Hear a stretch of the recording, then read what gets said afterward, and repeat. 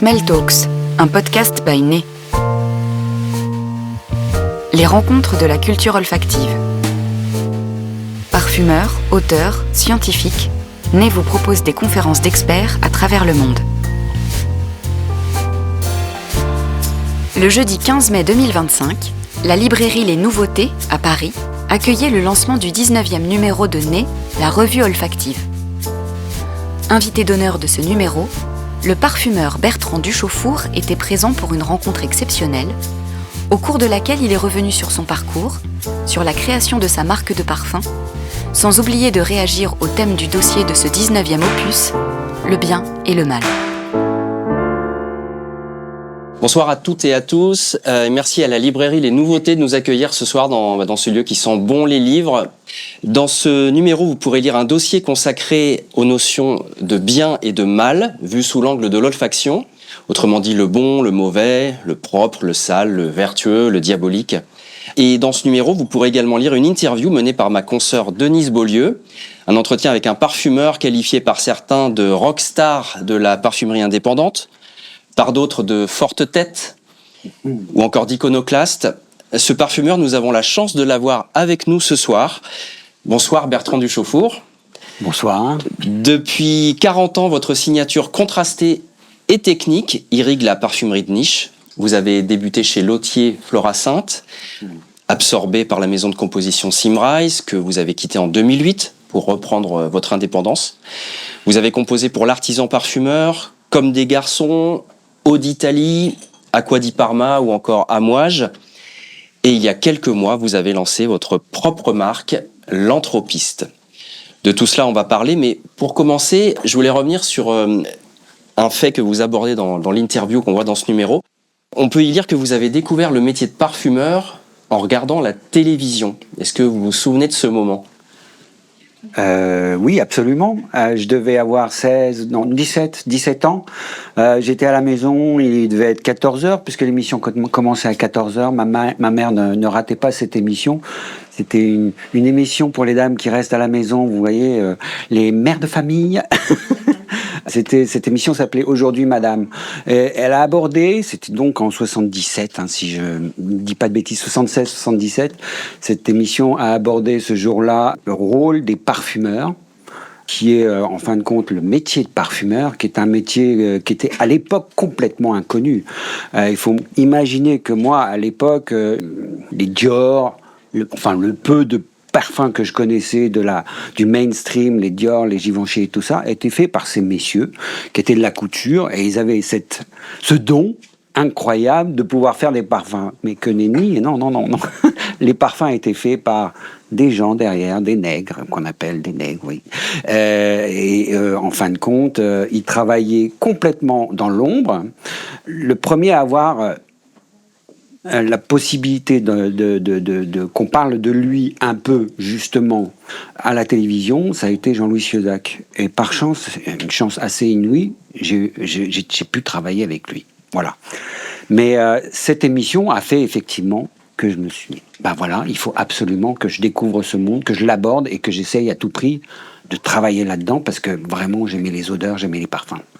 Et entre la diffusion de cette émission et le moment où vous commencez à travailler avec Sieuzac, qu'est-ce qui se passe ? Comment la formation débute ? Il y a eu en fait beaucoup de valses hésitations.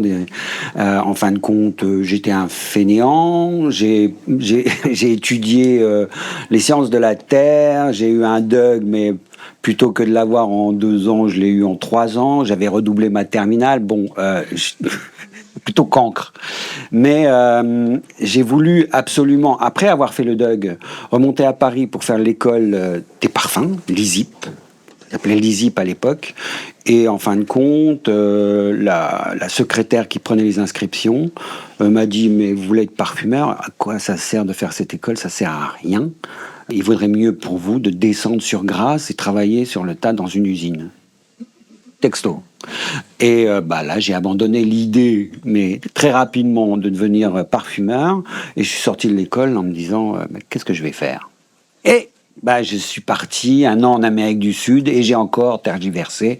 Et ce n'est que complètement par hasard que j'ai pu revenir à la parfumerie grâce à une amie qui a fait un stage dans une parfumerie et grâce à qui j'ai pu avoir ce même stage. Et tout est venu de là.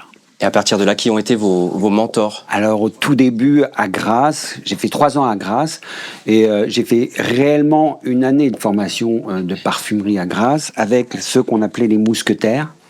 Il y avait donc Lucien Ferrero, Jean-Claude Gigodeau et Jean-Claude Helena, mais qui étaient partis depuis pas mal de temps quand j'ai pu être élève parfumeur. Donc j'ai travaillé principalement à Grasse pendant 1 an avec Lucien Ferrero et Jean-Claude Gigodeau, que je salue là, même si c'est feu Jean-Claude Gigodeau. Les deux m'ont quand même beaucoup aidé et m'ont propulsé, parce que c'est grâce à eux que j'ai pu remonter dans l'équipe de Jean-Louis Ciozac chez Lautier Florascent Paris pour pouvoir travailler très vite sur des gros projets avec Jean-Louis, puis Almerac, puis Flippo, puis Ropion, puis pas mal d'autres. Et à partir de quel moment vous avez commencé à vous avez pu avoir les coudées franches pour commencer à créer, à composer? En fait, c'est venu assez rapidement parce que j'ai eu la chance de connaître Pamela Roberts qui travaillait, qui venait de rentrer en fin de compte. Je ne m'en ai pas rendu compte au départ, mais elle venait de rentrer chez l'Artisan Parfumeur en 92-93. Et j'ai eu la chance inouïe de la rencontrer très rapidement. Et en fait, la chance qu'on fit bien ensemble. Et tout de suite, elle m'a fait travailler au départ sur des petits projets, mais de plus en plus sur des choses importantes. Enfin, pour l'artisan, à l'échelle de l'artisan. Et c'est un travail, une collaboration et une amitié qui n'a pas cessé et qui dure encore, même si elle a dû quitter l'artisan il y a longtemps, et même si moi aussi, en étant passé dans la maison, j'ai quitté aussi l'artisan. C'est en fait une amitié qui nous lie depuis plus de 30 ans, enfin, et qui fait que elle a initié cette envie de travailler pour la niche, parce que la façon de travailler était complètement différente que celle qu'on aborde avec les grandes marques. Et elle me plaisait infiniment plus, évidemment. Elle était, allez, dirais-je, plus artistique, plus indépendante, plus libre. Et à quoi ressemblait votre signature à cette époque-là, quand vous avez commencé, par exemple, pour l'artisan parfumeur? Quelques exemples de composition. Alors, le premier parfum que j'ai fait pour l'artisan, c'est Méchant Loup. Et il a l'âge de mon élève parfumeur. Alexandra Mététal, qui n'est pas là malheureusement, enfin qui n'est plus élève parfumeur, elle est devenue parfumeur junior, ça y est. Et ça fait quand même un bon paquet de temps. Et la signature, elle était déjà, oui, vraiment très claire, très volontaire, très indépendante, mais en même temps, elle était ce qu'elle était, quoi. Je peux pas dire que je maniais la parfumerie d'une façon incroyable, d'une façon super experte, mais en tout cas, j'essayais d'être, comment dirais-je, d'avoir du caractère. Et il faut croire que ça a marché, parce que même le méchant loup a eu son petit effet. Et Méchant Loup, ça ressemblait... c'était quoi? C'était un gourmand, c'était un boisé gourmand avec des effets de noisette et un peu réglissé. Et il a eu je dirais qu'il a eu son petit succès. Bon, c'était très intime, mais c'était un des premiers gourmands qu'on avait créé à l'époque. Angel était sorti, on commençait à travailler autour du Veltol, et voilà, ça a été un des premiers produits à travailler avec les notes noisettes et les notes justement conifères, fir, sous-bois, voilà. Tout à l'heure, j'ai parlé de rockstar, mais il faut dire qu'il y a une vingtaine d'années, avec cet avènement des blogs parfums, vous avez été propulsé sur le devant de la scène. Est-ce que vous pouvez nous raconter à quoi ressemblait justement cette époque? Oui, elle était rock'n'roll. C'est comme les premiers groupes de rock'n'roll. Ils faisaient passer le fun avant vraiment le professionnel. Bon, en fait, c'est toujours le même problème. Moi, je prenais plaisir à travailler, mais bon, il y a aussi le fait qu'on doit commercialiser la chose et on doit suivre des règles à ce sujet. j'ai essayé de faire de façon la plus honnête possible, tout en étant pas dans les clous, mais tout en répondant au cahier des charges qui m'était demandé. Voilà, c'est tout. Mais c'était quand même très très fun. Et effectivement, on commençait à en parler et j'aimais en parler parce que déjà j'avais cette notion des correspondances et de la lisibilité de ce que peut être un accord. Et tout ça, je mettais ça vraiment en avant et je le mettais en exergue, effectivement, autant à travers ce que je créais qu'à travers ce que je disais. Dans ce numéro 19 de Né, il y a votre interview. Elle est ponctuée à un moment par 5 parfums qui sont là pour vous résumer en quelque sorte. Je vais les citer. Il y a Incense Avignon pour Comme des garçons. Il y a l'Eau d'Italie pour la marque du même nom. Il y a Timbuktu pour l'artisan parfumeur. Edes de Venustas Signature. Et Semence douce pour l'anthropiste dont on va parler tout à l'heure. En quoi il vous résume ces 5 parfums ? Déjà, j'espère que ce sont 5 accords bien différents les uns des autres, parce que j'essaye d'être éclectique, et il me résume, je sais pas, vous allez me le dire mieux que moi. En fait, j'ai essayé de créer des accords forts à chaque fois. Pour Avignon, c'était un accord en sens. Ça a été un des premiers à être commercialisé aussi évidemment. Et il a marché, et il a eu son effet, et il a fait en fin de compte de moi un parfumeur justement qui a eu sa renommée grâce à ça. Timbuktu, un peu pareil, c'était une sorte d'encens, mais alors complètement différent. Il passait plus par le cypriol que par l'encens lui-même, mais il était censé représenter ce qu'est le Wuzuland, c'est-à-dire la cérémonie de l'encens, pas la cérémonie, le rituel de l'encens, un rituel plus ou moins aphrodisiaque que les femmes du Mali, mais d'autres pays aussi, exercent incessamment pour plaire à leur homme. Je me suis inspiré de ça. Alors, c'est 2 façons de voir l'encens complètement différentes. L'Eau d'Italie, c'est une sorte d'argile. Qui l'eût cru ? C'est une argile avant la lettre. Elle a été créée avant Terre d'Hermès. Et pourtant, c'était une argile. Personne n'a capté ce que je voulais dire à travers cet accord. C'est dommage parce que pour moi, c'est un des plus beaux que j'ai réussi. Enfin, j'estime. Et j'espère qu'on le redécouvrira, ça serait pas mal, parce que c'est pour moi un très très très beau parfum, qui est en même temps une eau fraîche et une sorte de chypre, mais qui passe pas par le patchouli, mais par d'autres notes de terre et d'argile, justement, censé représenter la Méditerranée profonde, l'Italie profonde et principalement Positano. Donc c'est un parfum qui m'est cher.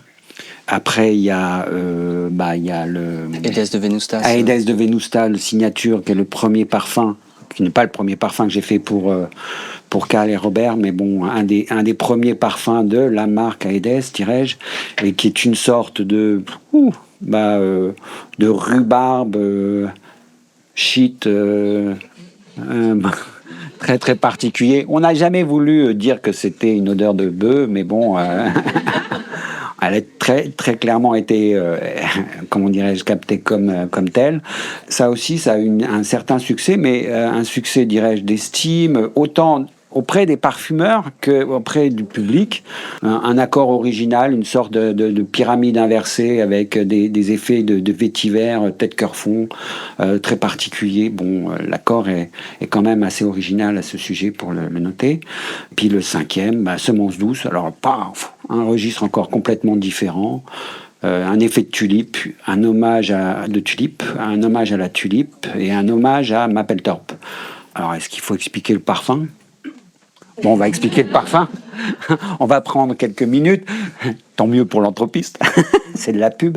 Oui, alors je voulais absolument, en fait, faire un parfum sur la tulipe parce que c'est une fleur qui me fascine. Un peu pour l'odeur, beaucoup pour sa beauté. D'abord et avant tout pour sa beauté, parce que la tulipe peut être très très longue, peut avoir des courbes incroyables, et Mapplethorpe ne s'y est pas trompé. S'il a fait des photos de tulipes, c'est pas par hasard. Elles avaient des courbes dans les vases extraordinaires, avec des évocations très très très puissantes, autant de courbes féminines que de sexe masculin, et le monsieur aimait beaucoup la chose. Et donc, c'était une façon de lui rendre hommage, autant que à l'acte d'amour. Et en fait, j'ai essayé de représenter très exactement ça à travers le parfum que j'ai créé. Et j'ai créé ce parfum à travers des odeurs de tulipe qui peuvent avoir des effets de sperme, à travers l'amidon de riz. Pourquoi ? Parce que l'amidon de riz, le riz est une semence et que son amidon ressemble au sperme. Il y a des effets aussi très forts d'amande douce, et l'amande est aussi une semence, et son lait a une texture de sperme. Et j'y ai rajouté quelques effets safranés, non, assez pas quelques, des beaux effets safranés, simplement parce que certains types de tulipes peuvent être très safranés, il faut le savoir. Et donc j'ai fait de la tulipe une sorte de soliflore, mais complètement insolite, qui passe à travers 4 gros accords qui évoluent les uns après les autres sur la peau et qui reviennent incessamment en une sorte de cycle. Et ces cycles sont très chers à la marque, à l'ADN de la marque. Et on l'expliquera peut-être un peu plus tard. On va faire le lien, si vous le voulez bien, avec le thème du dossier de ce dernier numéro, de ce numéro 19 de Nez, la revue olfactive, le bien et le mal. Vous m'avez dit avoir composé des parfums qui dépassaient parfois la limite du portable. Est-ce que on a forcément envie d'avoir quelques exemples? Je vais dénoncer là, ça va être terrible, parce que c'est des marques pour lesquelles j'ai travaillé. Bon, en fait, je vais parler surtout de la collection Explosion d'émotions qu'on avait créée chez l'artisan parfumeur. Il fallait que ça pète toutes les limites. Il fallait que vraiment ça aborde des thèmes jamais vus, jamais travaillés, et j'ai fait en sorte de travailler effectivement sur des accords qui n'avait jamais été vu. Mais, par exemple par exemple, celui de Haute Voltige, je crois, c'était le parfum qui s'appelait Haute Voltige, sur les émotions qu'on développe quand on est sur un grand 8, vous voyez, cette frayeur, il faut imaginer le crissement des rails et des chariots sur les rails, le vent, l'air qui nous étourdit, la peur qui nous étourdit complètement, mais on est toujours là. Et j'ai essayé d'exprimer ça à travers un accord où il y avait quelque chose comme 10% de floral-ozone. Quand on sait que la floral-ozone est utilisée au maximum à raison de 0,1% dans un accord, 10%, c'était juste, ça exposait toutes les limites. Et ça apportait quelle facette, Alors, la floral-ozone apporte une note fraîche, froide, d'air frais, de vent, mais aussi de crissement un peu métallique. Et j'avais associé cette floral-ozone à des notes aldéhydes, parce que j'aime bien ça. Et à des effets de gourmandise qui rappellent la pomme d'amour, parce qu'on est dans la foire. Et ce parfum, alors pour le coup, était super contrasté, ultra ozonique, plus qu'insolite.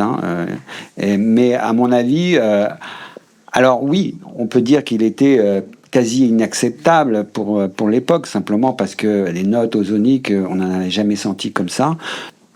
Est-ce qu'il était d'avant-garde ? Un parfum d'avant-garde, logiquement, il annonce la couleur, dirais-je. Je sais pas. On n'y est peut-être pas encore. Et plus largement, c'est quoi pour vous un parfum portable et un parfum pas portable? Où sont les limites? Il n'y a pas de limite. Je dirais que tout dépend, en fin de compte, de là où on met le curseur, et surtout tout dépend de celui qui va apprécier le parfum. Il y en a qui veulent vraiment choquer, il y en a qui veulent eux aussi provoquer quelque chose quand ils portent un parfum, et ils sont prêts à accepter d'aller un peu au-delà des limites de la civilité olfactive, ils cherchent justement à provoquer et avoir une signature provocatrice, dirais-je, d'avoir une signature qui fait en sorte qu'il les fait se remarquer. Et c'est pour ça que tout parfum a forcément quelqu'un pour l'aimer, quelqu'un pour l'apprécier, pour ce qu'il est. Mais c'est pas pour autant qu'il va devenir un succès commercial, simplement parce que il y en a pas beaucoup qui osent à ce point-là. Et même s'il y en a qui, de plus en plus, à travers la niche, osent beaucoup, est-ce qu'ils osent bien, d'abord? Ça, c'est une grande question. Et est-ce qu'ils osent d'une façon qui leur sied? C'est-à-dire qui soit très adéquate à leur personnalité? Ça, je ne le sais pas. Après plusieurs décennies à composer donc pour des marques, pour plein de marques de parfums, vous avez enfin créé la vôtre. Quand on attend aussi longtemps comme ça, on aboutit à quel genre de résultat? Est-ce qu'on a envie d'aller vers l'équilibre, vers au contraire on continue à être un petit peu à flirter avec le déséquilibre? Est-ce que vous pouvez nous parler du parti pris de l'anthropiste? Alors, oui, tout est une question d'équilibre et de déséquilibre dans cette marque, dans l'ADN de la marque. Il y a tellement de marques qui sortent, tellement de parfums qui sortent qu'il est très difficile à l'heure actuelle d'être en même temps, de se démarquer, d'être réellement original et en même temps quand même acceptable. Et il faut savoir pousser les limites.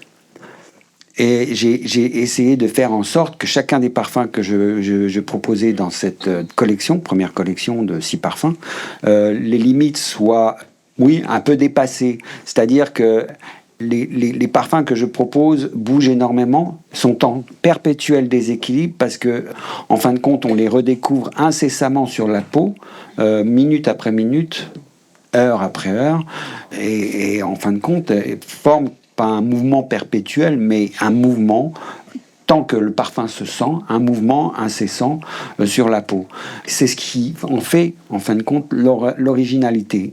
Ces parfums-là sont en mouvance, ils sont en déséquilibre, et ce déséquilibre permet en fin de compte une évolution sur peau assez originale, je le prétends.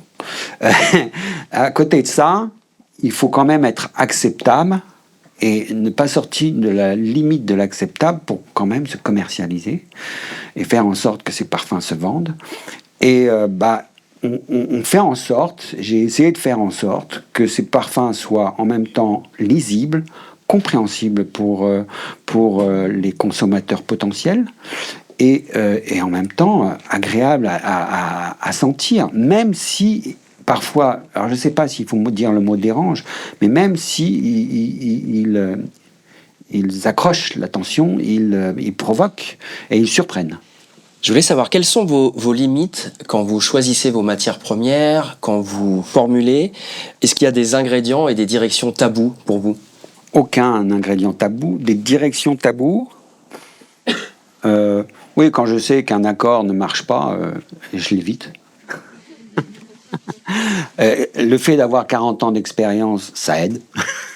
Et le fait de savoir que certains parfums n'ont pas marché dans le commerce, je ne suis pas forcément le marché très clairement, ça loin de là. Mais bon, il y a des choses qui n'ont vraiment pas marché. Alors principalement, les choses qui ne marchent pas, c'est les millefleurs, c'est les parfums qui n'ont aucune intention. Et ça, j'évite absolument de n'avoir aucune intention. En revanche, non, je peux utiliser tout genre de produits, même les plus désagréables, et les matières premières désagréables ont toujours quelque chose d'insolite, d'accrocheur qui fait que.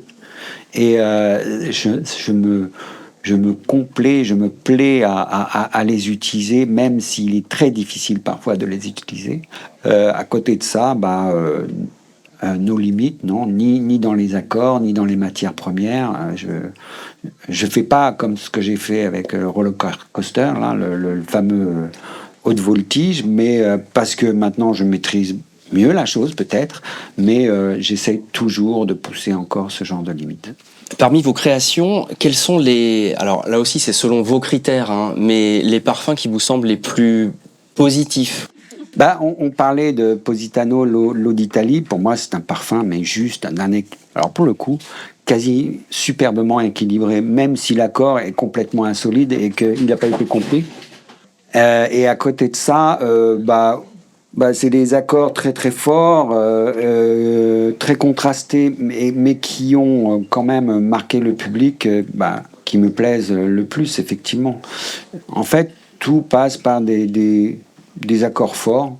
J'aime retravailler des accords forts que incessamment je redécouvre et que j'essaye de faire évoluer à travers ma parfumerie, mais à travers même les marques pour lesquelles je travaille.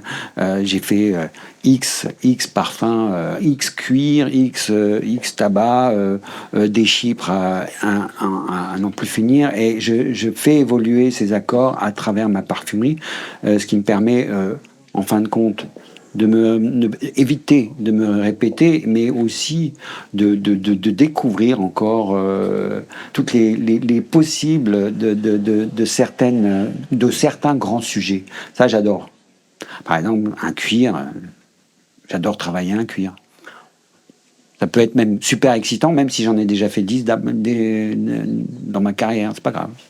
Et comment on peut le faire évoluer justement au fil des années, ce cuir? Qu'est-ce que, entre vos premiers cuirs et les plus récents? En travaillant des matières premières qui ont des effets cuir étonnants, mais dont on n'avait pas idée au départ. Moi, j'avais pas idée, par exemple, que la violette feuille, au départ, la violette feuille, pour moi, était une note verte, qui se travaillait avec les notes irisées très facilement.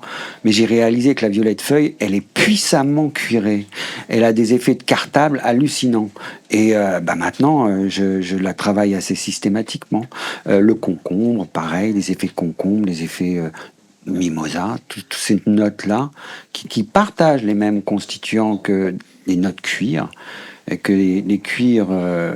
que les odeurs de cuir Headspace, c'est vachement intéressant à travailler. Et alors, on est reparti via des voies différentes sur des sujets de cuir, mais qui n'ont plus rien à voir avec ce que je travaillais au départ, qui étaient un peu les cuirs d'antan, les cuirs isobutylcholinés, les cuirs cystes et tout ça. Les notes fumées, oui, d'accord, mais il n'y a pas que des notes fumées dans un cuir. Non, la note de tête dans un cuir, elle est infiniment plus intéressante que la note de fond, en fait. Il faut le savoir. Si on continue de filer la métaphore du bien et du mal, on peut presque l'appliquer aussi aux personnes, avec les gentils, les méchants. Dans ce milieu, comment vous gérez le côté humain? Parfois bien, parfois mal. Comment est-ce qu'on se protège finalement? Est-ce qu'on doit se protéger pour durer? Oui, alors la meilleure façon de se protéger, c'est de éviter les réseaux sociaux. J'évite à tout prix les réseaux sociaux, j'évite à tout prix de savoir ce qu'on pense de moi. J'en ai rien à faire et je continue mon bonhomme de chemin. Je suis à ce sujet très, très, très, très indépendant.